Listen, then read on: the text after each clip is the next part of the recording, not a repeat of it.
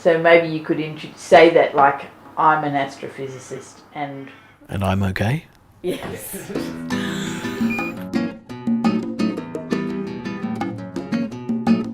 Most of the things that people grow in their garden for beautiful flowers are just mutants.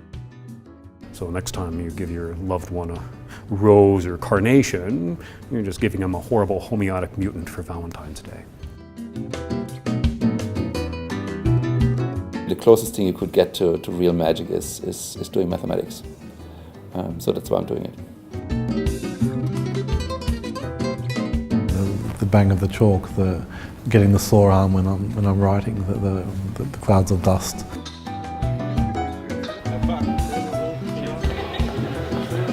Well, I love fractals, so any shape that's mathematically derived.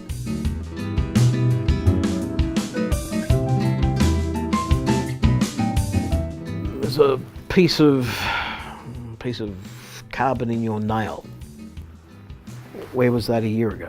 It was originally part of the star, and it was originally hydrogen, because hydrogen fused into helium, and then the helium fused into carbon, and then the star spat the carbon back into the galaxy. So everything comes back to hydrogen that was made in the Big Bang, but it was the stars that turned it into whatever element it is now. Just by looking at a rock or a hill or a river, you can basically decipher the world.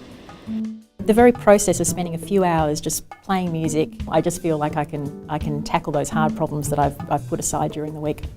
My parents gave me a chemistry set for Christmas. Now, a chemistry set when I was a kid was a seriously good piece of chemistry equipment with all sorts of things that I'm sure kids wouldn't be allowed to get their hands on today. My bedroom therefore suffered from several fires, floods. I'm still the 8-year-old kid wanting to mix up the chemicals.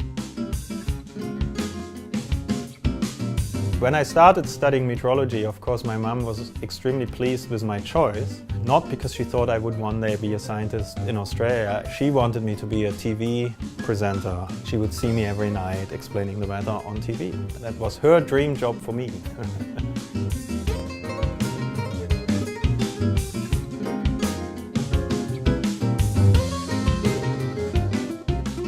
My mum and dad are constantly nagging me as to when I'm going to bring my collection of fossils and plants and fish tanks down to Melbourne.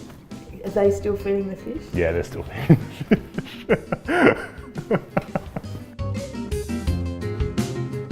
I just find myself running off the side of the road because I'm looking at the rock face in the road cutting. I can't, it's terrible. I'm a dangerous driver. The world is always richer than we can ever imagine, so you have to do the experiment to find out what new thing is out there. This is the moment where they actually learn how to see things, not just look at them. We're working on things that will be part of the technology 20, 30 years from now. But I think the payoff is that some of them really can be very important. Here we go. Well, the main reason for studying where everything comes from is because we don't know.